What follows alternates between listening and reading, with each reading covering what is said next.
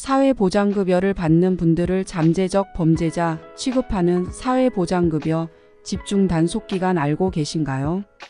점점 사회보장급여 받는 분들 사는 게 더 힘들어지시죠? 물가는 오르는데 수급액은 많이 오르지 않아서 힘드시죠? 안녕하세요.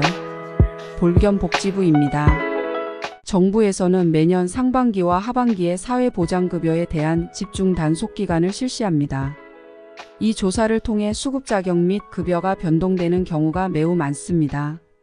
이번 영상에서는 2024년 상반기에 실시하는 사회보장급여 집중 단속기간에 대한 내용과 적발되는 사례에 대해 말씀드리고, 마지막으로는 많은 분들이 궁금해하시는 부정수급 신고 방법, 그리고 이에 따른 포상금 제도까지 알려드리겠습니다.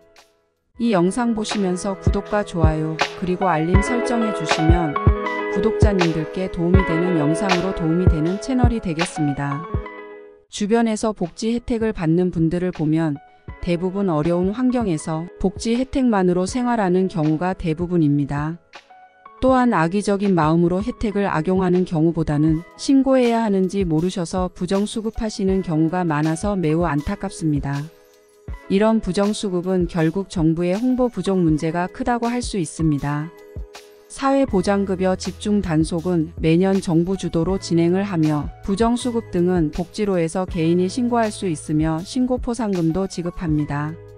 대표적인 부정수급 유형으로는 국민기초생활보장급여의 경우에는 수급권자 자격 획득 또는 유지를 위해 본인과 가족 소득, 재산을 숨기거나 적게 신고하는 경우가 있으며, 기초연금의 경우에는 수급자가 사망하였으나 사망신고 의무자가 사망신고를 하지 않거나 이혼 후 사실상 혼인관계임에도 주소지를 달리하면서 각각 연금 수령을 하는 경우가 있고, 장애인연금 혹은 장애인수당의 경우에는 허위 진단서로 장애인 등록을 하거나 수급자가 될 수 없는 정도의 소득 발생을 신고하지 않는 경우 등이 있습니다.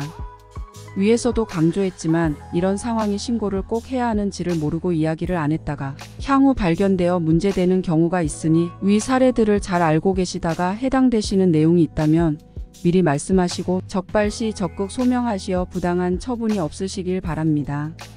특히 기초연금 수급 시 부부 가구보다 1인 가구로 각자 받는 경우에 더 수급액이 많아서 같이 거주하고 있음에도 사실 이혼 상태로 신고하는 경우가 많습니다. 이 경우에 기초연금은 더 받을지는 모르지만 배우자 사망 시에 받을 수 있는 유족연금은 받지 못하게 된다는 것을 아셔야 보다 큰 혜택을 놓치지 않으시고, 또한 부정수급으로 적발되는 일이 없으십니다. 다음은 신고 포상금 제도에 대해 알려드립니다.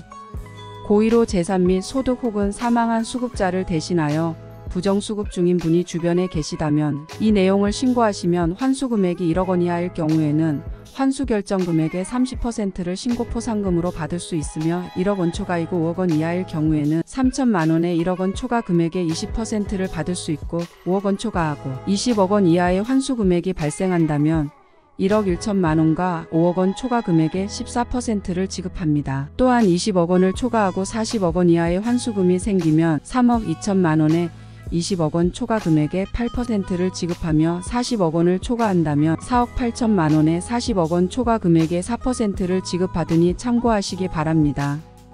많은 분들이 궁금해하시는 부정수급 신고 방법에 대해 말씀드립니다.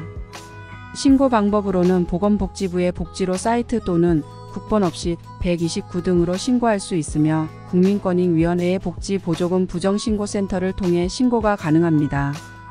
신고자 보호 강화 및 신고 활성화를 위해 익명신고를 도입하였습니다만, 신고 결과 부정수급에 해당하지 않는 경우에는 피신고인으로부터 무고죄 혹은 업무방해죄 등으로 고소 혹은 고발을 당할 수 있으며, 이 경우에 경찰에서는 신고 당시에 기재한 전화번호 등을 압수하여 신고인을 특정할 수 있으니, 신분 노출을 원하지 않는 분들은 전화번호 등을 기재하지 말고 신고하시기 바라며, 확실한 상황에 대한 신고가 아닐 경우에는 오히려 어려운 상황을 겪을 수 있음을 꼭 알고 계셔야 합니다.